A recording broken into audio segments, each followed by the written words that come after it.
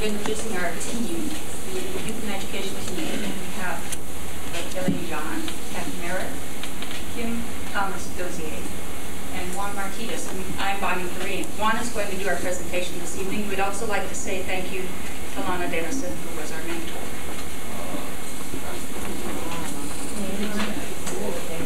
Well, you gave me so much advice.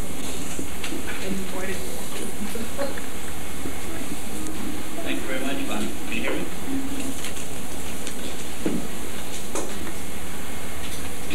I have an allergy as well, but I had to come in tonight. Otherwise, we'll stay home. So, here I am. A lot of you probably are surprised to see me up here on the podium representing our committee, because this is probably my objective in this class, to be able to stand in front of all of you folks and be able to talk. And that's an achievement for me if I can do it. So bear with me as I go along and talk about our project.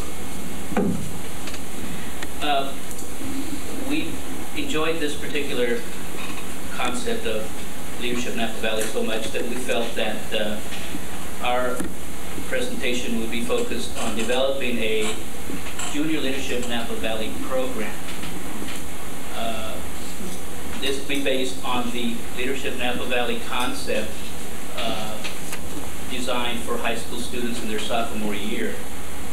We feel that at that level, they've already absorbed the freshman year of transition from junior high school to high school, and sophomore year they could probably be able to focus on some leadership qualities and leadership participation. And so we feel that it will provide a variety of experiences over the course of the school year with the goal of developing leadership skills and increasing their awareness of the community in which they live. We feel that students would apply for membership for this class with the approval of their school principals and the parents. Selection for the membership will be based on the student's ability to benefit from the program and his or her potential for leadership during high school and beyond. Throughout the entire program, we'll put an emphasis, a focus. The focus will be put on diversity and the contributions from other cultures, particularly the contributions from the Hispanic community. I feel very honored to be part of this group. I never had this opportunity in my high school years. As a matter of fact, it's very different. I was raised in South Texas, and when I was going to high school, you couldn't even speak Spanish. If you did, you would be severely punished or kicked out of school. So we've come a long way. I think if we can focus on the Hispanic community and be able to advise them of this type of opportunity, we will have more Hispanic leaders in the community. The purpose of this particular program, as I said earlier, would be to enhance and develop their leadership qualities in the Napa County youth, improve awareness of career possibilities within the valley, being able to get exposed to different areas of the community. I, for one, was leaving Napa last year, and I have benefited a lot from basically going to all those different sessions that we had throughout the year and understanding the city of Napa much better if I had not been part of this Napa leadership class. I'm in a situation where I deal with the public, and I was able to meet a lot of fine people and be able to be versed in a lot of the areas that exist in the community. And so I feel that it would really help a lot of people, especially the children, the kids, get to know what the community is all about. It would improve their awareness of career possibilities within the valley. I, for example, went to visit a couple of classes in Vintage High School and an elementary school. They were Hispanic classes, and they were surprised to see me from a leadership point of view, and they had a lot of questions. How do you get there? How do you become a professional? What do you have to do? And I think if we can address these young kids that there are opportunities and get them involved in this type of a program, I think they will do very well and be able to lead by example. We would also encourage the appreciation for those diverse cultures, ideas, and styles. I think we keep hearing a lot about this, it's called a Hispanic trunk, where they're going around bringing a lot of Hispanic culture and Hispanic history in the area. I think it's very important.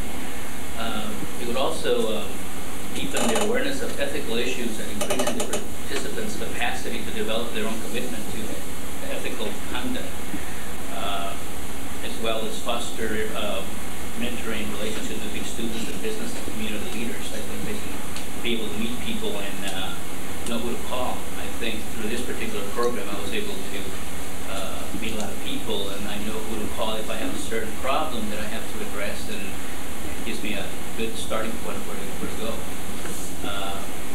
It also would increase the students' ability to be good citizens by improving their knowledge and understanding of the community in which they live. Many kids are concerned about going out there and having a good time, but we feel that if we can get the right kids to participate in this program, they can become aware of the needs of the community and what they can do to help improve it. And ideas, there was an article in the paper not too long ago where kids voiced their opinion about the city. There was nothing for them to do. No place to have fun, I guess. But there's a lot of other things they can participate in, so we feel that they would be able to be aware more of what the community is like, other than just going out and having a good time at the movie or something. The strategy for this would be, again, to recreate the Leadership Napa Valley experience for these students with leadership potential. We would reformat the Leadership Napa Valley approach to better accommodate their learning styles and length of the school day.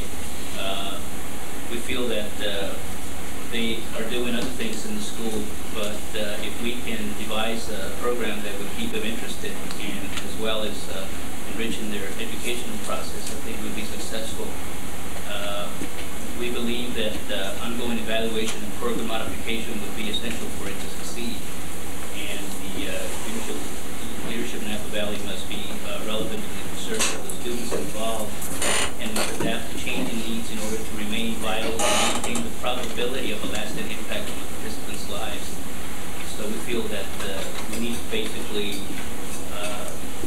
evaluate the program to make sure that it's working.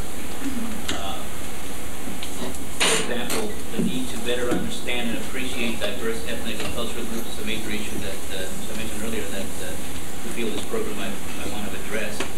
At the same time as the issues might change, the program must adapt quickly to meet current needs. Changes throughout the year that might impact the program, and we would be available to change anything in this particular program that would help the students benefit a little better. The committee would recommend focusing on sophomores, as I said, which permits the freshmen to already make the transition from junior high to high school, and gives them a couple of years to practice what they would learn from this particular leadership class program. Additionally, there should be an opportunity for the students to seem to have leadership potential which is not being tapped. There are many kids, as you all know, that are always very aggressive and participate in everything. They're always student council, football captain, whatever, and they're always there. And there's some others, like myself, that just never got the opportunity because they were so afraid to get in front of people like I am right now to be part of that type of program. So we feel that we'll give some of those folks an opportunity to get involved in the community. And I think they'll find that once they get involved, they'll be much better off. I'll never forget when I applied for college, they were asking me what my activities were in high school, what I was a member of, what did I do, and I put zero. I had nothing to put down, so I never participated in anything. And I think you have to let them know that it's very important, it's very key for you to be able to succeed in life as well as in school, in higher education, to be able to participate in different activities. So we feel that this will give them a good starting point to get involved in the community and do something with their lives at an early age. The goal would be to capture those students who might be otherwise, like I said, not involved, and we feel that it would get a good representation from the diverse ethnic, cultural, and gender groups in the Napa Valley, from Napa all the way to Calistoga. How we would implement this program, we feel we could do the following. Because junior leadership would be designed for youth and they're not yet driving, the program dates will require transportation arrangements and possible resources would be school bus, field trip, transportation, and businesses involved in particular program days, for example. So in that particular session, we will get some volunteers to accommodate the students to get to that particular session. Because there are students and minors who feel that a release from liability be obtained from the parents, and that a rider required school district insurance to be obtained to cover the students while they're participating in the program. It's probably a very key issue if we're going to implement this program. The release time, as with other special programs, is important to have school district support. The application would include a signature of support from the school counselor or teacher and some assurance that the student's performance at school will not be negatively impacted by participation in this particular program. The key to the whole thing, of course, would be the funding. It's a crucial subject, an area that participation in the Junior Leadership Napa Valley be open to any student, regardless of their ability to pay. Fees, it says, should be on a sliding scale, with scholarship funds making up the difference. And potential sources of scholarship funds might include local service clubs, community projects, Napa Valley Education Foundation, and then St. Helena and Calistoga School Foundations, and local businesses. Some of the sessions that we would have in this particular program are very similar to what we've experienced in the last year.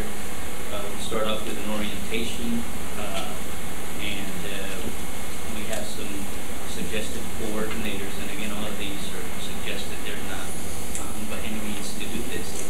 But we will start, for example, orientation day, and suggested coordinators would be Bonnie Doreen and UA. They know those be coordinators, but we thought we'd throw their names in there. Thanks, Bonnie. That's right. Also a team building approach, another day that suggested coordinators would be Elaine John and Peter Garcia, I guess. Education would be Kathy Merritt. Community involvement would be Kim Thomas. And arts and culture would be Elaine and Jeanette Dottie. I would handle the business and finance, believe it or not. Give it a try, you may. And government would be handled by Kathy Merritt again, and health and human services, suggested coordinators again, Dan Porcello, Terry Longoria, and Chris Piper. Agriculture would be Stephen Bardesano and Mary Condell. And then again, the wrap-up and graduation by Bonnie and Nathan again. This is a concept that we feel can be developed further and should be able to function with what we've laid out here as far as the foundation for it. This is a hypothetical thing that we put together, but I think can be implemented very easily. We have the funding, we have the cooperation of the school district, and if there's enough interest in the community to go about developing such a program. I think we all feel that it's something that is needed in the community. There is not that much for some of these kids to do, and this would be an ideal way to start developing future leaders in this area, this town, and there'll be plenty of opportunity for these students to get involved.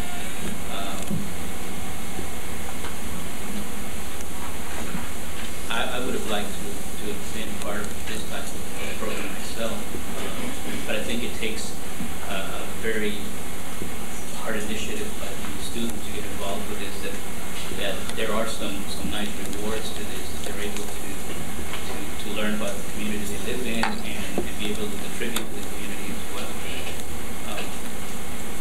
I don't have anything else to say. We wanted to give everybody a chance to ask any questions. That is my part of the presentation. If somebody wants to volunteer or help or give support or money or what have you, who do they come to? I'll take the money. You want to? Good, Bonnie.